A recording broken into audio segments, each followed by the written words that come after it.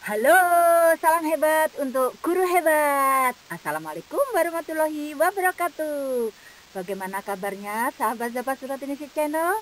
Saya harapkan panjenengan semua senantiasa diberikan kesehatan, kemurahan rezeki, kelancaran beraktivitas, dan sukses selalu. Teman-teman hebat, kali ini saya akan berbagi tips bagaimana bisa menjadi guru konten kreator pendidikan. Saya juga akan sharing kemarin itu kami bersama teman-teman konten kreator, guru-guru konten kreator pendidikan yang diundang ke Mendikbudristek sebanyak 30 orang dari Sabang sampai Merauke. Bagaimana keseruannya? Saya akan berbagi di konten kali ini. Jangan sampai di skip ya. Yuk ikuti.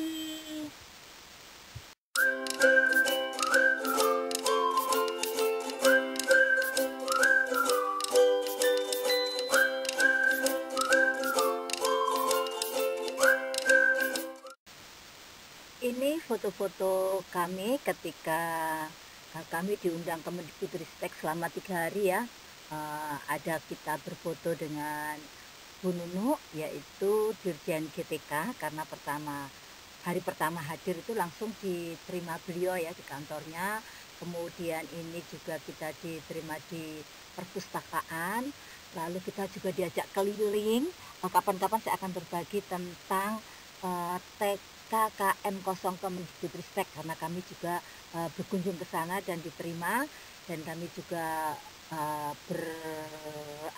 sharing-sharing dengan beliau-beliau yang pengelolanya TK atau PAUD KM 0 Kemendikbudristek, yaitu PAUD Percontohan.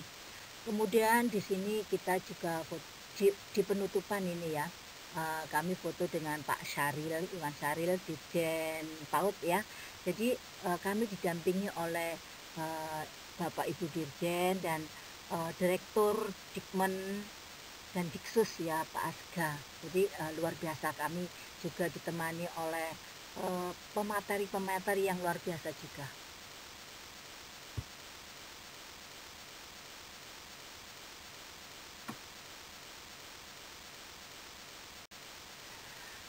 Menjadi guru konten kreator pendidikan, why not ya?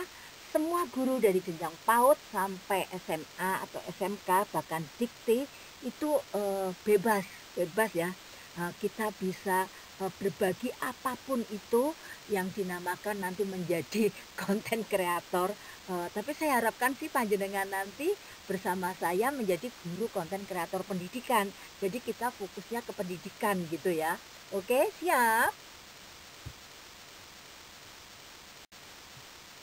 Konten kreator. Apa sih konten kreator itu? Konten kreator adalah kegiatan membuat suatu konten yang berisi sebuah atau beberapa informasi yang disajikan dalam bentuk tulisan, atau gambar, atau suara, atau video.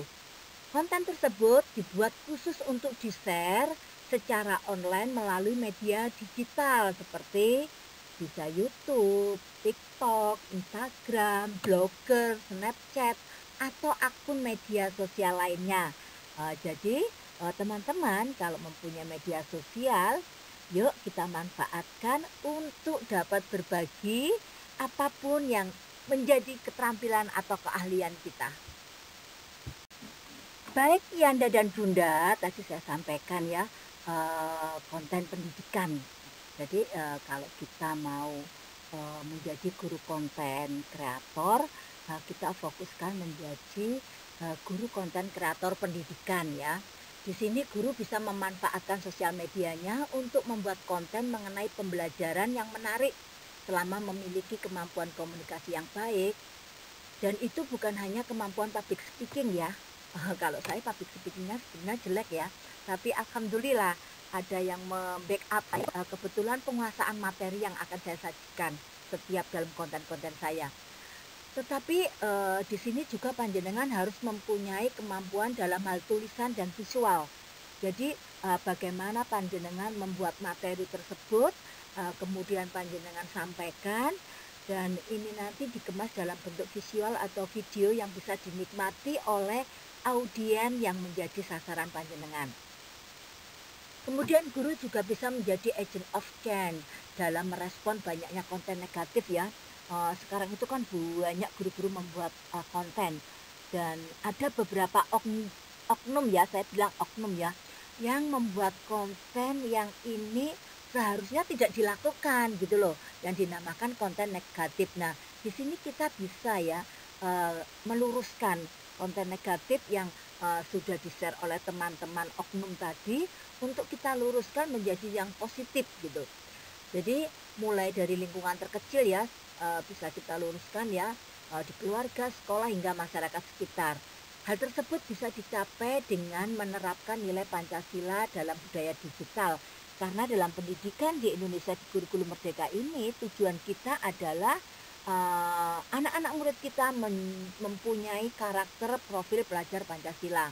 Nah, tujuannya untuk meningkatkan kompetensi guru teknologi informasi dan komunikasi. Di sini guru-guru bisa ini menguasai IT guna menunjang layanan pendidikan ya. Jadi kita bisa mulai dari awal itu kita menjadi agen perubahan ya, agen perubahan dalam merespon banyaknya konten-konten negatif. Jadi kita luruskan gitu di konten kita. Kemudian guru harus menjadi sahabat teknologi. Ya, nggak usah lah kita takut dengan teknologi ya. Ini tidak membatasi hanya anak-anak muda saja loh yang harus mahir dalam teknologi. Bahkan kita yang di usia-usia yang mau pensiun, kita juga harus mampu karena memang kita dihadapkan pada perkembangan zaman gitu loh. Jadi kita nggak usah lagi selalu yang muda saja, tidak ya, semua guru wajib untuk menjadi sahabat teknologi. Nah, dalam kegiatan pembelajaran pun perlahan mulai mengimplementasikan pemanfaatan teknologi tersebut, apalagi guru-guru dasmen ya. Jadi di sini tujuannya untuk menarik minat siswa.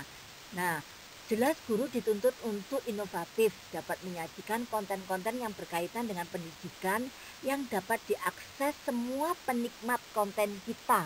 Jadi kita bisa berbagi apapun itu, apapun. Buat semuanya, yang perlu kita hindari adalah ketika kita mau membuat konten-konten yang negatif yang tadi saya sampaikan, contohnya salah satunya ini. Ini harus dihindari ya. Ketika anak-anak muridnya ya disuruh membawa bekal, ini salah satu contoh ya yang saat ini lagi viral ya. Disuruh membawa bekal dan ketika sudah membawa bekal, gurunya mau membuat konten nih. Lalu di shop ya, ditanyai, "Kamu bekalnya apa? Kamu bekalnya apa? Kamu bekalnya apa?" Nah, tibalah pada saat seorang anak laki-laki membawa bekal dengan lauk ulat. Sebetulnya ini tidak akan menjadi masalah ketika guru tadi tidak mengeluarkan komentar yang melukai jiwa ya. Jadi guru tersebut itu lontaran lontaran yang kurang kurang berkenan bagi masyarakat adalah kebangetan ya di tahun 2023 lauknya masih ulat. Harusnya guru tersebut bisa menghandle untuk memberikan kalimat-kalimat positif yang tidak membuat muridnya down karena dia tidak sama dengan teman-teman lainnya yang membawa lauk tidak ulat. Karena ketika membawa lauk ulat itu ya tentu saja ketika kita dihadapkan pada hal tersebut itu ya cukup memalukan ya. Nah, ini semua dilakukan oleh oknum tersebut demi sebuah konten. Berhasil viral, tapi kenapa kita harus mengejar viral dengan konten-konten negatif ya? Jadi janganlah, ini harus dihindari ya. Kita harus menghindari. Karena gini, kita harus membayangkan dampak apa yang akan dilakukan anak tersebut sepulang sekolah. Ini kita perlu pikirkan ya ketika kita mau berkomentar itu tadi ya. Kemudian perhatikan raut murung murid kita tadi yang dikomentari oleh gurunya tersebut, kebangetan tahun 2023 lauknya masih ulat. Bagaimana kecamuk hatinya, antara malu, antara sedih, Kalaupun dia menunjukkan wajah cengengesannya itu untuk menutupi rasa malu dan sedih, dan ini jelas sangat menyakitkan dan sakitnya berkepanjangan. Ini lebih sakit daripada luka fisik, misalnya disuruh muteri lapangan. Walaupun dua-duanya tidak boleh kita lakukan ya. Jadi hati-hati teman-teman ketika mau membuat konten ya. Hati-hati. Teman-teman, kasus kedua nih yang harus dihindari oleh teman-teman yang nanti akan menjadi guru konten kreator ya. Janganlah kita melakukan bullying ya. Karena apa? Ini sangat melukai sekali loh, melukai banget. Di saat Kemendikbudristek menyuarakan bahwa kita dalam dunia pendidikan harus sudah stop bullying karena dampaknya akan luar biasa sampai di bawah nanti dia dewasa, dan guru-guru teman-teman lainnya juga menyerukan dalam mensosialisasikan anti bullying ya, baik itu lewat lagu yang lagi viral itu ya, di sini teman, di sana teman, itu Mas Hendra ya, yang kebetulan kemarin sama-sama saya juga yang diundang ke Mendikbudristek, dan guru-guru PAUD yang kreatif itu melakukan tepuk anti bullying, atau guru-guru dasmen itu melalui sosialisasi langsung bermain peran dan sebagainya. Ada oknum juga yang menciderai dengan membuat konten seperti ini. Ini juga demi sebuah konten loh ya. Halo, ini kelas 1 loh. Kenapa kok harus kita tanamkan mindset mereka bahwa untuk mengukur seseorang menjadi hebat, unggul, favorit itu harus cantik dan ganteng. Padahal di dunia pendidikan, untuk kita guru PAUD ya, guru PAUD, guru TK, bagaimana kita berusaha menanamkan karakter kepada anak untuk menghormati keberagaman, kebinekaan, baik itu ras ataupun body atau fisik ya. Jadi semua itu sama ciptaan Tuhan. Yang membedakan adalah karakter kita.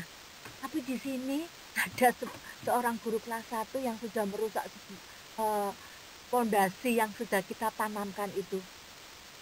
Ya Allah, ini benar-benar sangat melukai saya sebagai guru PAUD loh. Sungguh ya. Jadi tolong teman-teman, nanti ketika membuat sebuah konten ya, dipikirkan lagi ketika panjenengan mau publish ya. Ini cocok enggak? Kira-kira ada pro kontra enggak? Kalau banyak kontranya jangan di-post. Kalau memang ini bermanfaat, post. Karena ini nanti akan berdampak untuk perubahan pendidikan Indonesia secara keseluruhan. Ditambah lagi ketika ditanya, sudah body shaming, ditanyakan lagi ketika anak-anak menjawab, misalnya siapa yang paling ganteng, Akbar, cie. Halo Bu Guru, ini kelas 1 loh, kelas 1. Dan ini baru semester 1. Apa yang terpikirkan oleh panjenengan itu. Jadi tolong ya, sekali lagi teman-teman, ayo menjadi guru konten kreator pendidikan yang mampu mengedukasi masyarakat, mampu memberikan tayangan yang benar-benar bermanfaat. Oke? Jadi teman-teman setuju ya, stop challenge yang tidak mendidik, mempermalukan anak, dan tentunya ini yang harus dihindari oleh kita, yaitu body shaming. Jadi kita membuat konten yang sehat ya. Siap? Kita bergandeng tangan untuk menjadi guru konten kreator pendidikan, yaitu jadilah guru konten kreator yang bergerak dengan hati. Kalau sudah bergerak dengan hati, kita akan menghasilkan konten-konten yang positif. Setuju? Baik teman-teman, kita kembali. Kalau panjenengan saat ini mau ambil bagian menjadi guru konten kreator ya, ini yang bisa saya sarankan panjenengan ya, konten-konten yang diminati oleh guru-guru ya, guru PAUD, guru SD dan dasar menengah dan lainnya ya, itu yaitu berbagi praktek baik, di mana kita bisa sharing praktek baik apa yang kita lakukan, bisa berbagi modul, bisa berbagi tips dan trik bagaimana menangani anak, yaitu strategi pembelajaran ya, strategi pembelajaran, metode, media pembelajaran mungkin ya, guru membuat media pembelajaran yang ternyata mampu membuat anak-anak suka belajar. Nah, ini juga berbagi praktek baik ya. Jadi ini sangat dicari oleh teman-teman guru, baik itu guru PAUD, dasmen dan sebagainya ya. Dia akan mencari praktek baik yang bisa diadopsi ya, di ATM, ambil tiru dan modifikasi. Lalu podcast itu juga bagus ya. Kita bisa menginterview atau kita ajak dialog teman-teman kita yang mempunyai sesuatu yang bisa disaringkan, yaitu yang inspiratif ya, yang akhirnya dapat merubah kita untuk bisa menjadi seperti beliaunya. Jadi ini suatu motivasi ya. Jadi nggak apa-apa kita saling bekerja sama. Misalnya ya, saya ini kemarin ketemu guru-guru konten kreator hebat dari yang diundang ke Mendikbudristek itu ada 30, yang guru PAUD-nya 3 ya, 3.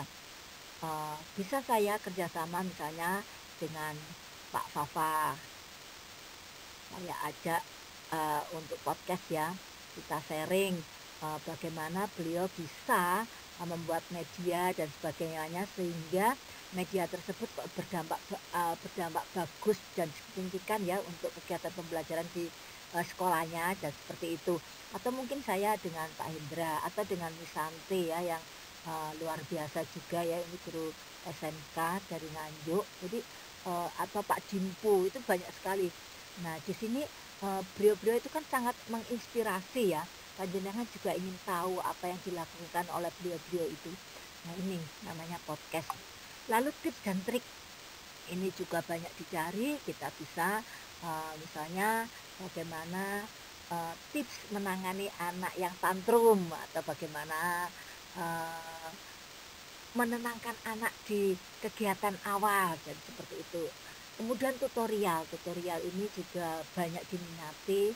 Kemudian review, breaking juga, ini Bu Laila Kansa itu kemarin itu yang lagi booming itu, yang tangan ke atas menggapai bintang, itu breaking yang dia lakukan, banyak diadopsi sama teman-teman ya. Itu juga booming ya ini. Kemudian lagu, ketika teman-teman sudah, wah ini harus ada lagu baru nih, saya punya topik bagus nih, lagu-lagu yang lama kok itu saja ya, saya ingin ada lagu baru, searching. Nah, di situ. Lalu juga edukasi.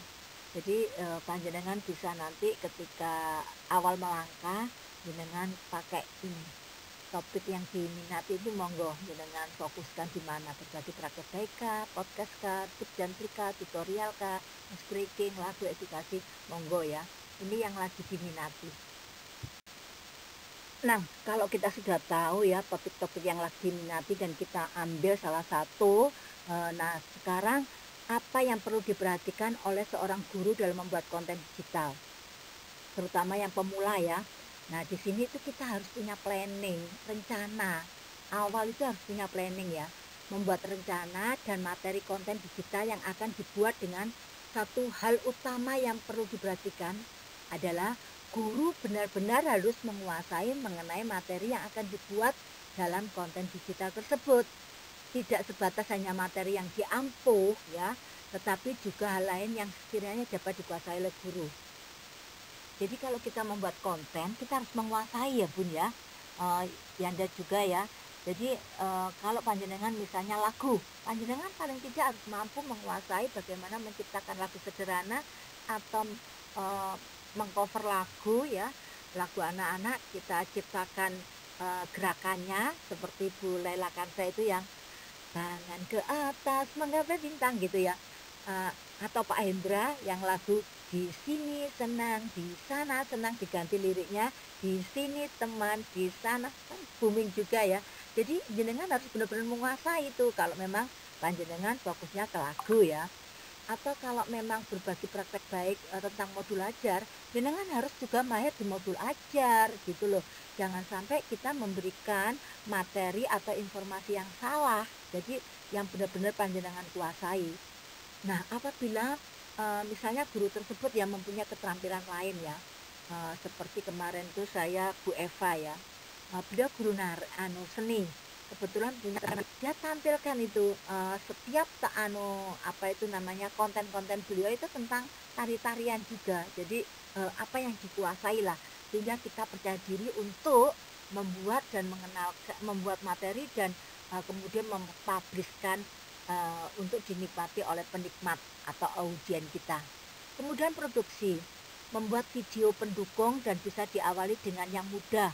Jadi ketika kita pemula sampai saat ini pun Bun, saya ini masih belum pakai yang high ya, seperti yang teman-teman konten kreator lakukan. Saya masih pakai smartphone, saya masih pakai Canva, saya masih pakai PPT untuk saya buat tulisan-tulisan saya itu menjadi sebuah video ya.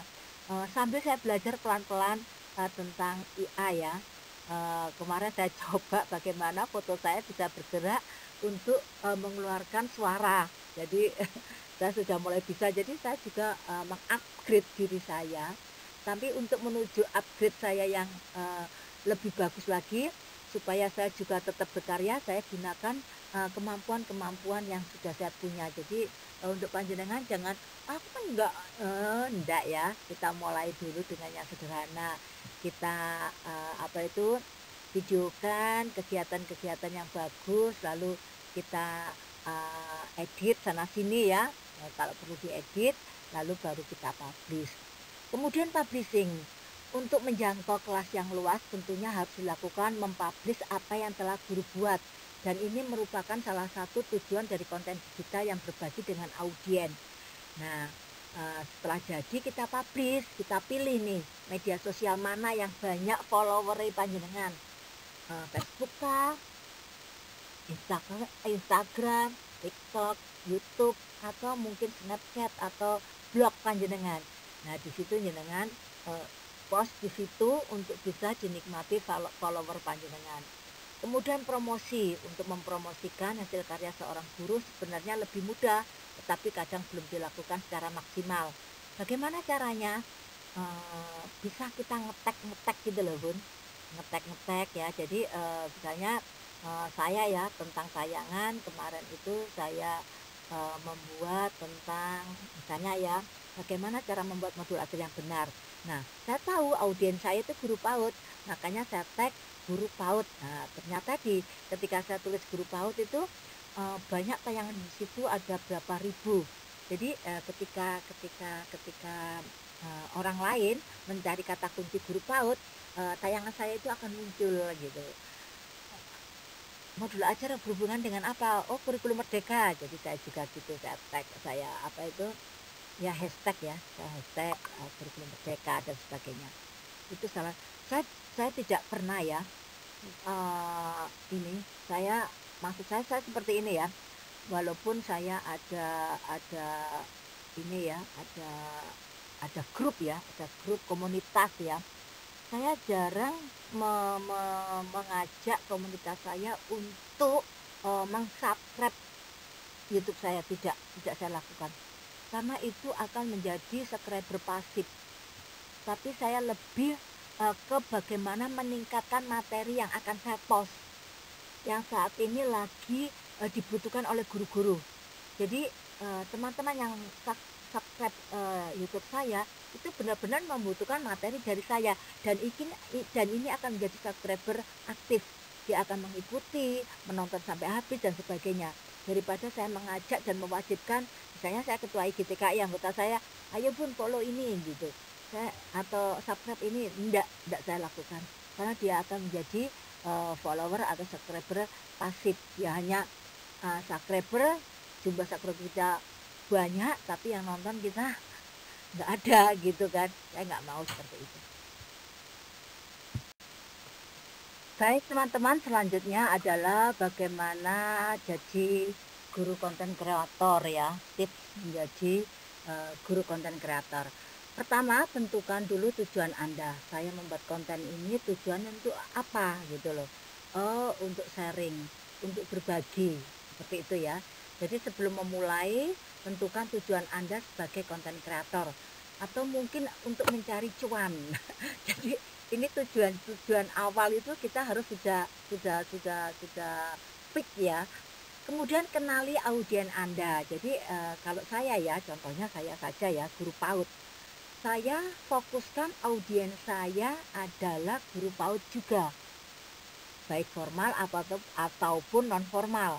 Nah, kalau saya audiennya sudah saya tentukan guru PAUD, di situ tentu konten-konten yang saya hasilkan harus tentang kepautan gitu ya. Pendidikan anak usia dini, apapun itu ya yang ada di pendidikan anak usia dini, ya harus itu konten saya isinya. Kalau panjenengan misalnya ya punya keterampilan rias wajah. Nah, jenengan mau fokus ke bagaimana menjadi perias yang handal, atau mungkin jenengan jago masak, jenengan berbagi tentang resep-resep. Nah, berarti panjenengan nanti fokuskan audiens saya yaitu ibu rumah tangga yang gemar memasak. Jadi seperti itu. Sama dengan perias tadi. Jadi kita punya eh, apa itu namanya, audien yang sudah kita kita ini tadi kita tuju ya. Kemudian konsisten dalam menghasilkan konten. Jadi panjenengan kalau mau berhasil dengan ini ya, membuat konten 1 bulan sekali tidak ya. Untuk awal-awal supaya konten kita itu atau channel kita atau kanal kita itu cepat dikenali, platform kita dikenali orang lain ya. Kita harus konsisten menghasilkan konten. Mungkin di sini saya setiap 1 minggu sekali ya, di awal-awal itu saya membuatnya konten itu 1 minggu 2 kali. Jadi setiap hari Senin dan Kamis, dan saya postnya jam 3 sore. Jadi audiens saya tahu itu, oh jam 3 sore nanti ini kebetulan di Senin pasti ada sesuatu baru di Suratini Saya Channel seperti itu. Tapi mohon maaf ya teman-teman semuanya, belakangan ini karena kesibukan saya agak agak lama nggak membuat konten, jadi mohon maaf. Kemudian gunakan platform media sosial yang panjenengan punyai. Kan ada Facebook, ada Instagram, ada YouTube, ada TikTok, ada IG, Snapchat, blog. Itu mana yang panjenengan punyai. Nah, di situ nanti untuk tempat kita sharing ya, hasil karya kita untuk kita sharingkan. Kebetulan saya itu ada ya, YouTube ada catatan Suratiningsih Channel, terus TikTok itu Nining Suratiningsih, blog itu catatan Nining, di IG juga catatan Nining ya. Kebetulan IG saya itu kemarin itu sempat sempat sedikit followernya agak banyak gitu, tapi kemudian dihack orang, akhirnya saya benar-benar mulai dari nol itu. Nah, untung untung ya, dalam dalam kemarin itu ketika kami apa itu dikumpulkan di kementerian itu, eh, IG saya itu di-follow sama Bapak Iwan Saril, Bapak Dirjen ya. Jadi ketika Pak Dirjen ini apa itu namanya membuat konten tentang kenapa beliau sangat menyukai dan mencintai lagu Laskar Pelangi. Nah, di situ tagarnya ada saya, catatan Nining. Jadi ketika followernya Pak Iwan yang banyak itu melihat kontennya Pak Iwan, terus membuka deskripsinya itu ada tagar untuk saya, mungkin itu membuat penasaran dari followernya Pak Iwan, kenapa ya ini kok catatan ini diberi tag sama Pak Iwan kayak di atas sendiri, lalu beliaunya mungkin yang nge-tag dan akhirnya kan linknya ke ini, ke apa itu, Instagram saya. Oh ternyata di sini ada pendidikan anak usia dini, akhirnya berbondong-bondong lah apa itu follow IG saya, dan dalam waktu berapa hari ya, 3 hari itu sudah 1.000 lebih. Terima kasih Pak Iwan. Ada juga teman-teman dari sekretariat BPK ya, Mas Arif terima kasih, Mas Doni terima kasih, Papa Dosdi terima kasih, dan teman-teman konten kreator yang 30 itu juga ikut andil juga ya, itu juga sudah follow akhirnya ya, alhamdulillah. Kemudian jadilah autentik atau asli ya, asli, jujur itu benar-benar konten panjenengan yang membuat ya, bukan mengandung punya orang. tapi kalau punya saya ya, beberapa kali itu kan diambil ya di TikTok gitu ya, yang pembelajaran diferensial buah sama warna. Itu sebetulnya apa itu juga saya buat di YouTube ya. Itu kan apa tuh namanya? Itu kan ketika kita lihat kronologisnya itu yang paling paling awal itu kan saya membuat, berarti itu kan hak hak hak saya itu, hak hak apa ya? Hak kognitif saya karena saya yang membuat. Tapi ketika dipakai dan itu dipakai benar-benar dipakai tanpa dimodifikasi, itu yang menemukan follower saya. Bunda, enggak apa-apa, kan sudah dimodifikasi. Enggak bunda, persis ya. It's okay, nggak apa-apa. Saya cuma berdoa semoga teman-teman yang sudah membuat konten saya menjadi itu, saya ucapkan terima kasih karena jenengan sudah mau menjadi bagian, yaitu seorang konten kreator, dan semoga follower panjenengan banyak, subscriber panjenengan banyak, sehingga mempunyai kepercayaan diri untuk kemudian membuat sendiri. Hanya itu sih saya, enggak masalah. Kemudian berinteraksi dengan audiens Anda. Bagaimana caranya? Karena kita satu arah ya, kita menyajikan, audiens kita menikmati atau menyimak. Maka jangan matikan kolom komentar sehingga kita tahu apa yang dimaui oleh audiens kita ya. Jadi kolom komentar jangan dimatikan. Kemudian terus belajar dan berkembang seperti saat ini yang saya lakukan. Saya terus mengembangkan diri ya, sambil belajar, tanya-tanya. Kemarin ketemu dengan orang-orang hebat, saya juga belajar dari beliau, konten kreator muda itu. Dan yang terakhir kemampuan menulis, karena kita ketika mau membuat konten kita harus rancang, kita planning, kita tulis ya. Guru konten kreator berbagi, menginspirasi. sedang apa kita di sini? Bersenang-senang. Guru konten kreator Cuma kita dulu. terima kasih Bapak.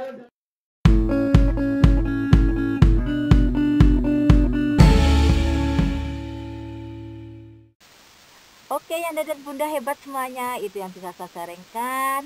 Mari saya mengajak panjenengan semua menjadi guru konten kreator pendidikan ya, yang mengedukasi guru konten kreator yang benar-benar kita berbagi praktek baik, apapun itu ya, apapun itu tentang kependidikan yang semoga membawa dampak positif terhadap perubahan pendidikan Indonesia. Dan terima kasih, semoga bermanfaat. Selalu saya sampaikan, apabila bermanfaat tolong dibagi, karena berbagi itu indah. Oke, jangan lupa subscribe, karena subscribe itu gratis. Baik Yanda dan Bunda, itu mungkin yang bisa saya sampaikan. Salam sehat selalu dari saya. Assalamualaikum warahmatullahi wabarakatuh. Dah, sampai jumpa.